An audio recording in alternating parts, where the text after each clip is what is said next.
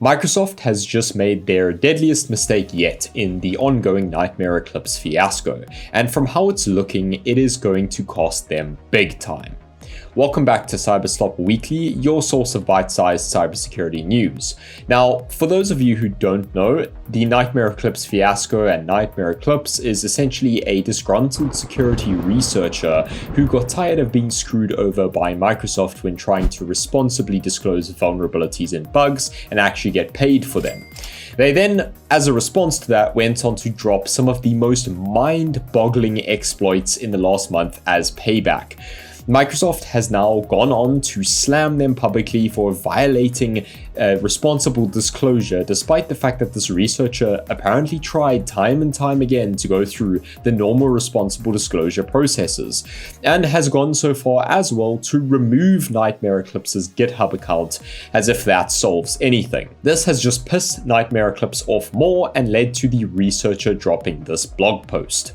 So let me get this straight. When I actively asked you to communicate with me, you refused, humiliated me, and made sure to insult me in front of people. You defamed me in public with your CVE 2026-45585 advisory, even though you literally deleted the Microsoft account that I used to report bugs to you with, and I got 0 pennies from doing so and still happily did like an idiot. Now you take the courtesy to flag my GitHub account and wipe it out of the public just like that. You are proving to everyone that you are actively escalating this conflict, but I'm done begging you. They then went on to say, mark this date, July 14th. I will make sure your bones are shattered that day. Nothing will be released this June. Or maybe I will release something depending on circumstances. In another turn of events on top of this, researchers have been giving Nightmare Eclipse free vulnerabilities in support of their ongoing campaign against Microsoft. This situation is developing. Microsoft's handling of it has been pretty bad so far, and it is anyone's guess how this is going to play out. Authorities in the Netherlands said that they have dismantled a botnet consisting of over 17 million devices and 200 managing servers in a joint operation by the police and the National Cybersecurity Center. Netherlands has been cooking recently, with their authorities dismantling a whole bunch of cybercrime related groups and infrastructure, like the first VPN service that I mentioned on last week's episode. Now, the service in question that they demolished this time around was supposedly ASOX, which was a company that offers residential proxies, which means that attackers can essentially buy space to use your PC as infected as part of the botnet to run cybercrime operations through.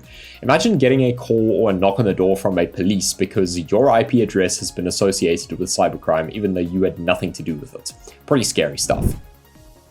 IBM and Red Hat have also announced a $5 billion initiative to find and patch vulnerabilities in open source software, which is called Project Lightwell. This initiative will be powered by up to 20,000 engineers and is aimed at combating the mass vulnerability discovery and exploitation that is supposedly being brought on by the AI age. I think it's good that someone is finally recognizing the insane importance of free and open source software and propping up literally the entire modern internet. So I think this initiative will hopefully bring some good fruit. In other news, Chrome has decided to add in device-bound session credentials, which are basically cookies that are bound to the device via the TPM, and they cannot be used if stolen.